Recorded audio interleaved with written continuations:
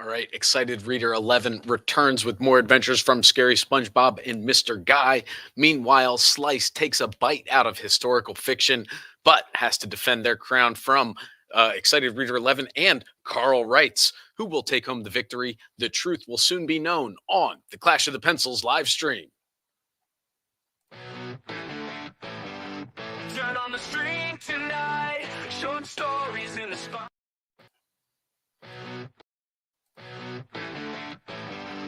Turn on the stream tonight, short stories in the spotlight. Writers bring their best to life. The story central time. Breaking down the plots, characters that fought, twist and hit the spot. It's all you live tonight. Are you ready for some stories in a live stream glory? It's the contest of the year. Writers have no fear. Catch the suspense unfold. Feel the tales being told. Critiques fair and bold. The truth will soon be known. Dollars from far and wide. Mysteries you can't hide. Every twist takes the story right. By these rules we abide. Are you ready for some stories in a live stream glory? It's the contest of the year. Writers have no fear.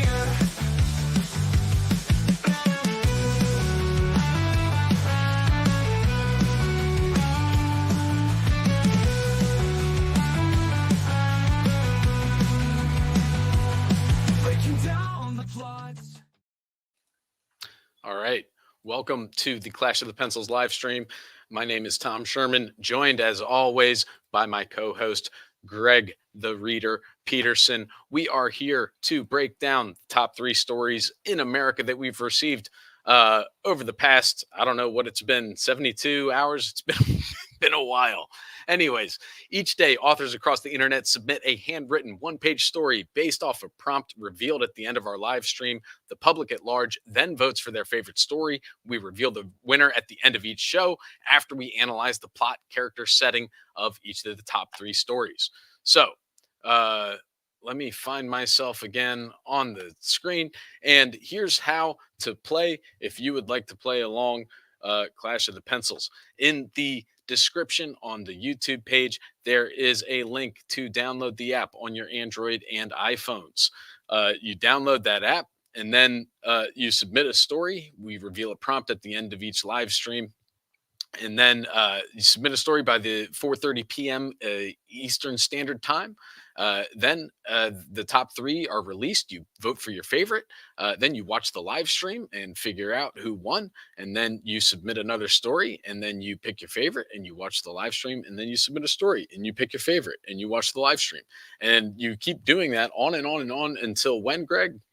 Forever. It's an infinite time loop. We've got you now.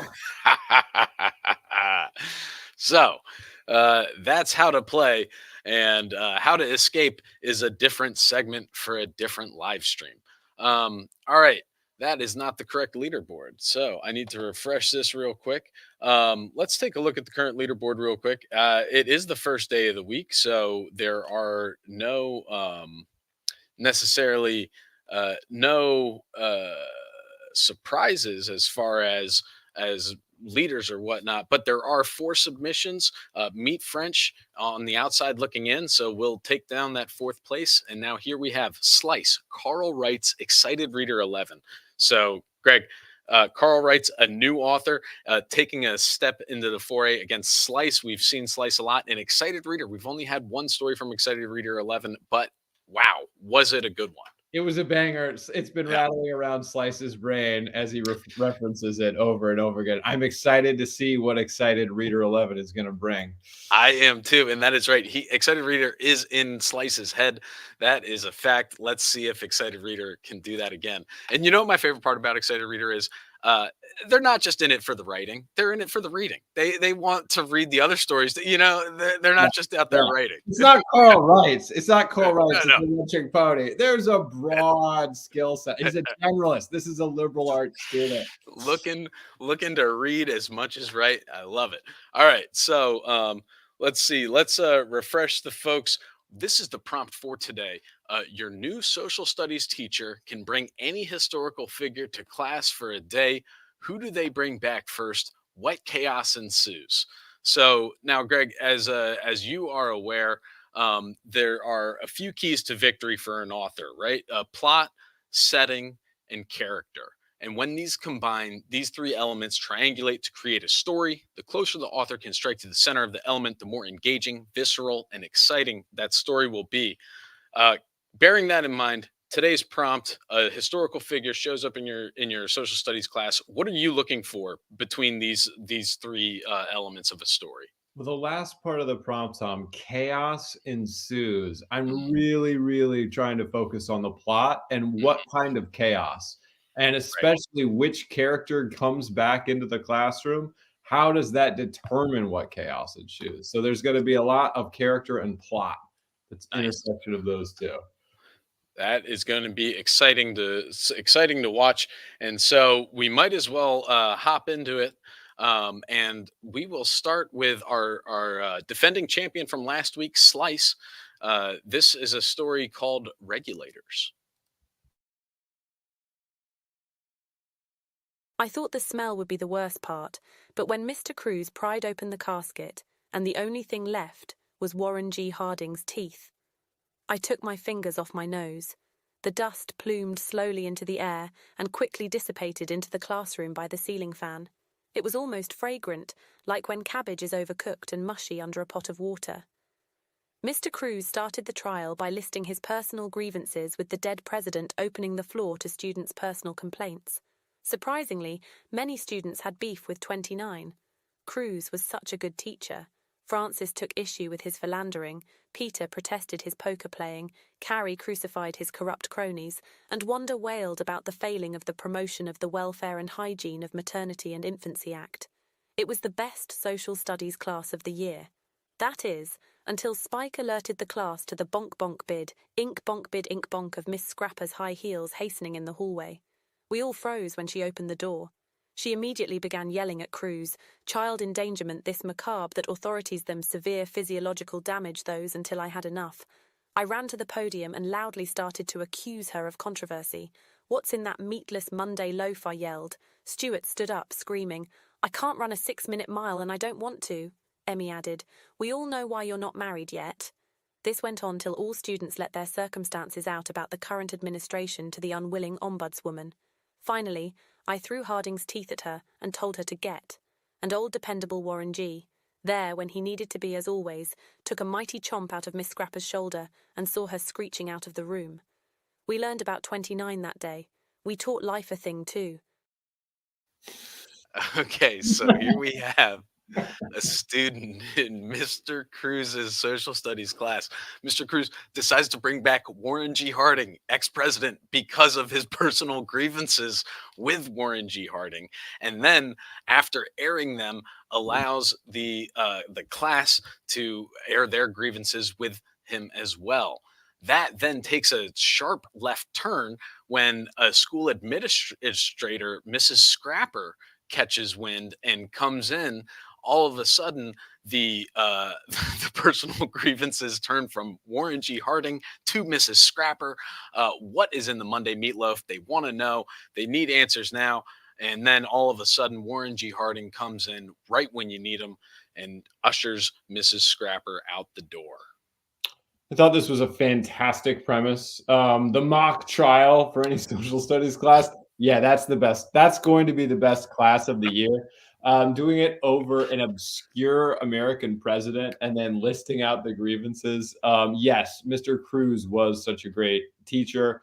Um, I would like to, though, this was maybe out of all the stories we had the best opening sentence because it has this incredible olfactory. You're hooked by the smell, right? And it's kind of a gross smell, but you are immediately into the world. So I thought the smell would be the worst part, but when Mr. Cruz pried open the casket and the only thing left was Warren G. Harding's teeth, wow. Right. How can you not write a banger of a story after that opening line into this world? That's true. I thought that Francis taking an issue with the philandering, Peter protesting his poker playing, Carrie crucified his corrupt cronies, and Wanda wailed about the flailing of the promotion of the Welfare and Hygiene and Maternity and Infancy Act. Phenomenal details stacked about this obscure president. And then there's that trademark slice lyricism that gets us there. There was also, this was a very light feel, like sometimes Slice goes a little heavy on the dystopia, but here this felt like we were all in it together. I was eager as a reader to be on this team of this kind of rebel alliance going against Miss Scrapper. I liked the fact that the heels, what was it? The bonk bonk bid ink bonk bonk. Bonk bonk. Yeah. Yeah. That was a really nice, another auditory detail to say that there is danger. And that's basically when everything twists and we get the plot twist, which is, what's in the Monday meatloaf? Similar, there's the refrain, but then the mock trial gets applied to real life, which is really the sign of a great teacher.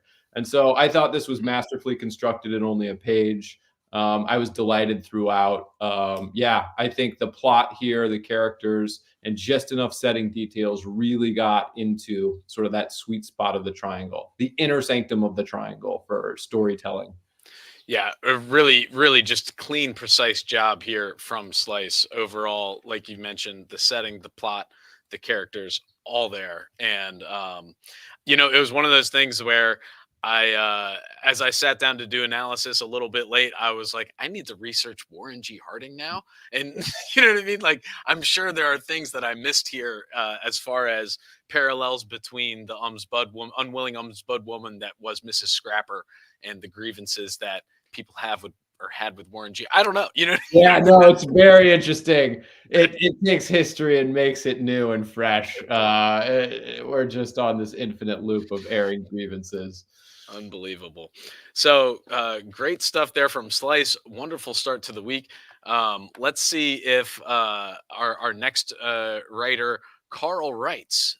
Let's see if they have what it takes to take on Slice. On the first day of Year 9, History Mr. Moon told us he had a surprise for us. He then left the room and came back 4 minutes later reclining in a big glass box, sort of like a big vertical fish tank, which inside held a roasted pig which looked freshly carved. "All right, guys," Mr. Moon said. "Today we will have the opportunity to talk to the great Mongolian war leader Genghis Khan. All I have to do is to perform the reincarnation ritual, which will only take a few minutes, and we'll be able to talk to him face to face. Isn't that terrific?" Without wasting any time, Mr. Moon pulled out 14 printed photos of Genghis Khan out of his back pocket and thrown it into the tank. He then lit a candle and threw it into the box. Mr. Moon then started performing hand signs and shouting something in Mongolian before he smashed the glass with his bare hands. A few seconds later, after a bit of smoke, there he was. Standing 6 feet tall in ancient leopard fur Mongolian armor, with 2 dual-wielded battle axes, he pounced onto Mr. Moon. The end. Okay, so on the first day of history, 9th grade, Mr. Moon says he's got a surprise, brings in this mysterious fish tank with a pig in it, and it says, "We're going to get to meet Genghis Khan. Isn't that fun?" After performing a bit of a ritual, Genghis Khan appears and attacks Mr. Moon. That was a plot twist. Plot twist and a half right there. This one was interesting because instead of having Warren Harding's just his teeth, which became animate and actually was the thing that bit Mrs. Scrapper, here we have Genghis Khan, and Genghis Khan is also going to intervene into the world. And so what I loved about this was that, first of all, that Mr. Moon kind of had to convince the students, like, he didn't know he had a banger lesson, but he does. And so he's like, "All right, guys, today we have the opportunity to talk to the great Mongolian war leader, Genghis Khan. isn't that terrific? Like he has to sell it to the kids, and then he does this insane like I feel like he should be a little more confident in his teaching. If he's got that lesson, the ability to conjure the Mongolian war machine leader Genghis Khan, that like I don't know if he needs to sell it so much. He might be protesting a little too loudly. The other thing that I thought was fantastic was the visual details at the Conjuring. First of all, the seance itself or the Conjuring itself was kind of interesting and fun. Yeah. But then we get the sentence that really struck me was a few seconds later, after a bit of smoke, there he was. He's 6 feet tall, ancient leopard fur, Mongolian armor, and then 2 dual wielded battle axes. Very precise weapons. And those weapons then immediately lead to the biggest of plot twists. Mr. Moon is no more. I mean, and what was Mr. Mooney thinking? You know what I mean? Like, what would you think Genghis Khan would do if you conjured him up out of nowhere? I thought it was great. Like you said, the characters and the setting especially were strong in this story, and the plot was a great plot twist at the end. It was but as far as the three, I think the character was great. As far as Mr. Moon and just setting it up, being that overexcited teacher, just trying so hard, too hard. So we all been there. Trying so hard that they conjure up Genghis Khan and don't even think that there could be any danger. You gotta nerf Genghis Khan, right? Oh my gosh. So that was another great story here from Carl Wrights, rookie writer in the ring. So glad to see them getting in there. Strong Major League debut. Strong, swinging for the fences and getting there. I love it. All right, and so that brings us to our third story of the day. Excited Reader 11. This story is called Vietnamiste. Scary SpongeBob and Mr. Guy were chilling in class when the teacher announced a surprise with the new school-issued Timertron 3000. Today, class was studying a Vietnam hero, Forrest Gump. A swirling blue portal appeared, and in came Forrest Gump. Hey guys, I'm Forrest Gump, and I'm here to tell you about the Vietnam War. One time when I was a kid, people threw rocks at me and I would run away. Before he could finish his sentence, a dark presence came upon the room. The walls turned black and it became cold. From the ground emerged a small yellow figure. It had no facial features, but had a humanoid body. Hey guys, I'm Tom, the time guy. You guys are no bueno because you brought Forrest Gump another timeline. Now he must go back. The yellow figure disappeared, and the blue portal appeared again. This time it was sucking everything in sight. The class and Forrest was teleported into Vietnam. Scary SpongeBob and Mr. Guy hid under brush as bullets rained overhead. Lieutenant Dan screamed and could be heard among the gunshots. Guns were shoved into Scary SpongeBob and Mr. Guy's hand. Get a move on, son. You look a little scared here, boys. Have a little Coca-Cola. Scary SpongeBob and Mr. Guy looked at each other worryingly. Mrs. Teacher didn't teach us about that. Okay, so here we have the return of Scary SpongeBob and Mr. Guy. They are in social studies class.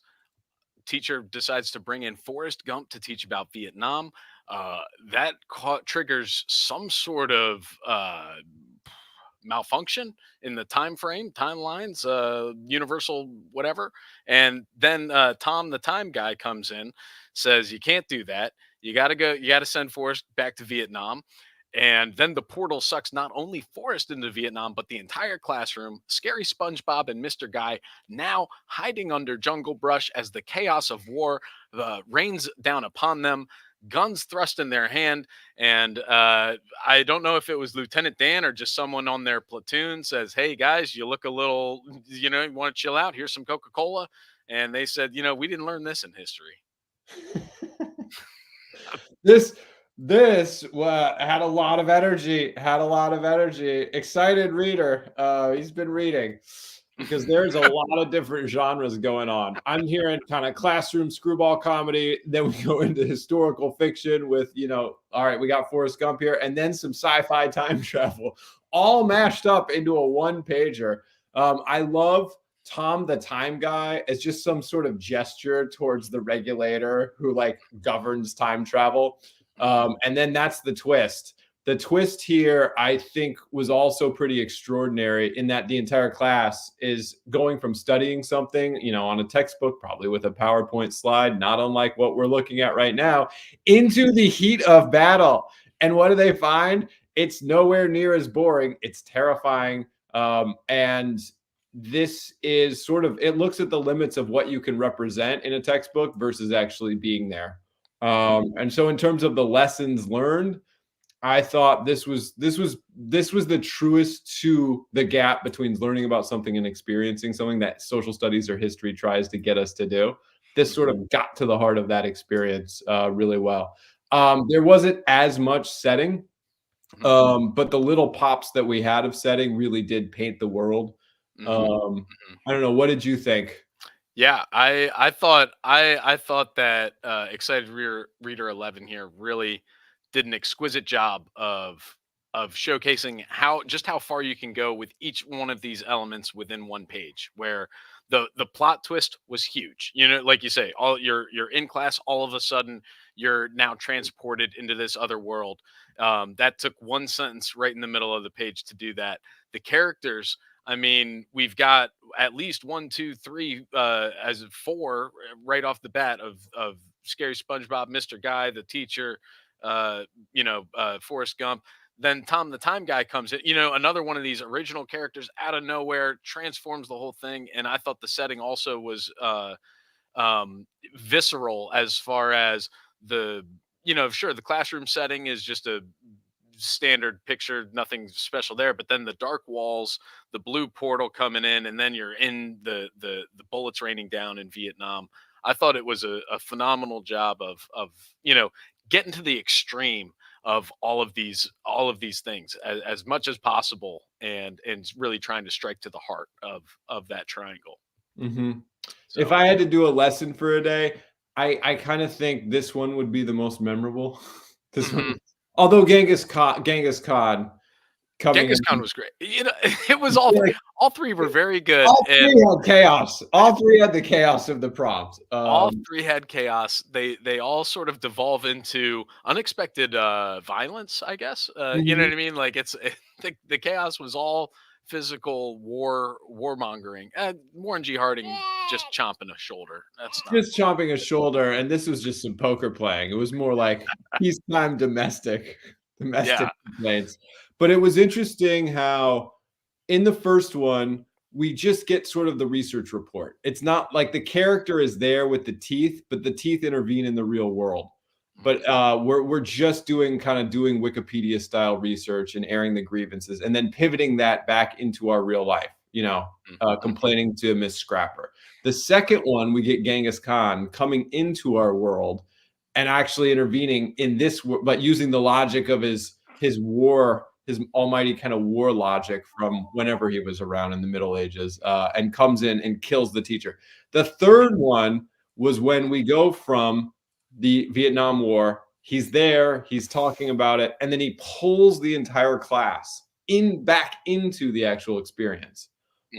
And that, I think, why the plot twist is going to stay with me for this final one. But it'll be interesting to see what did the internet at large think. That is a fact. And we will be back, reveal the winner, the next prompt, and go through our top 5 sentences of the day after this short commercial break.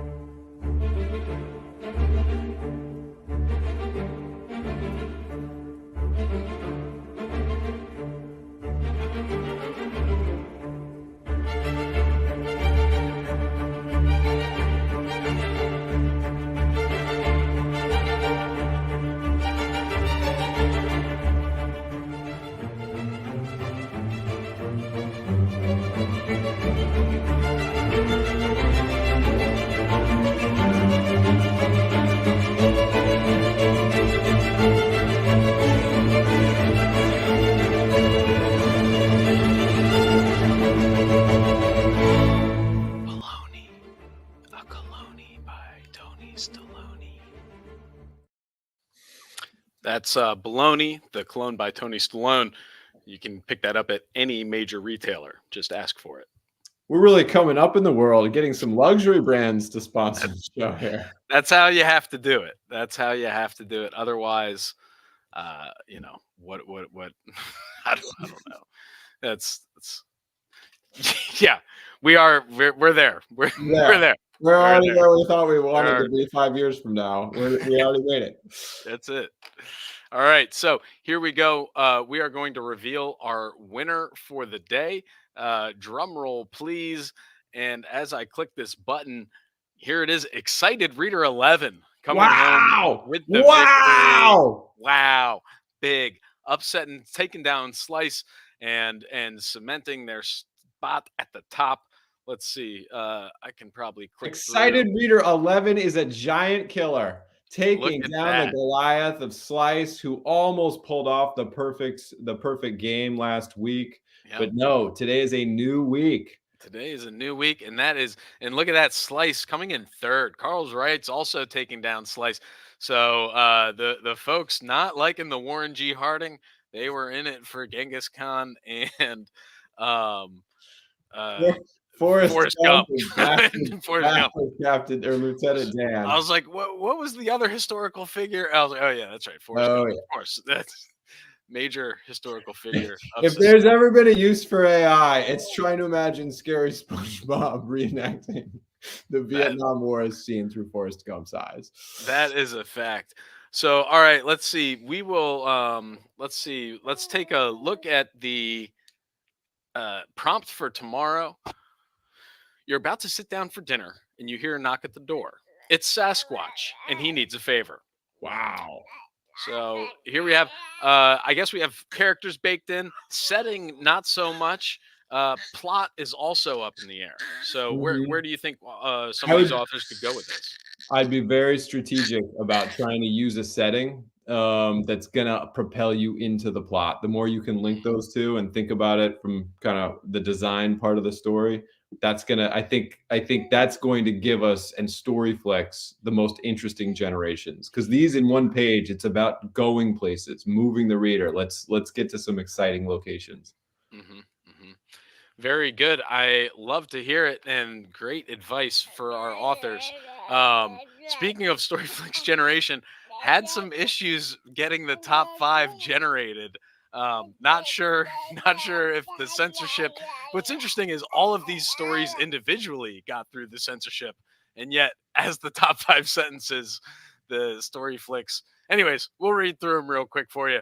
Number 5 from Nacho's story, social studies class soon, or from Meat French, excuse me. Social studies class soon turned into history's celebrity boxing match, where old rivals like Steve Irwin and an alligator or Galileo and Vincenzo Maculano would adorn singlets and wrestle like luchadores in one final grudge match to determine history's true victors. Number 4 from The Birth of Cool. You have to initiate an emergency evanescence protocol to prevent being vaporized. And worse, you miss Miles Davis's bioplicity. Number 3 from Slice. An old despicable Warren G. There he was when he needed to be. As always, took a mighty chop out of Mrs. Scrapper's shoulder and saw her screeching out of the room. Number 2 from Carl Wrights, standing 6 feet tall in leopard fur, Mongolian armor with dual-wielded battle axes, Genghis Khan unleashed a savage battle cry and pounced onto Mr. Moon. And the number 1 sentence of the day from Excited Reader 11, the yellow figure disappeared and a blue portal appeared again. This time it was sucking everything in sight. The class and Forrest was teleported into Vietnam. Scary SpongeBob and Mr. Guy hid under brush as bullets rained overhead. Wow. Whew. That was the sentence that did it. Right there. I don't know. It's crazy. I tried, and then I put in some extra censorship on all 5 sentences, just trying to get something. Nothing. Storyflex was like, these top 5 sentences have been marked. Chaos ensued. Chaos ensued. So interesting stuff here from Storyflex as always. Clash of the Pencils. Thank you for joining us. I don't know what last words. Kids, don't let your creativity get captured. Until then, we'll see you tomorrow.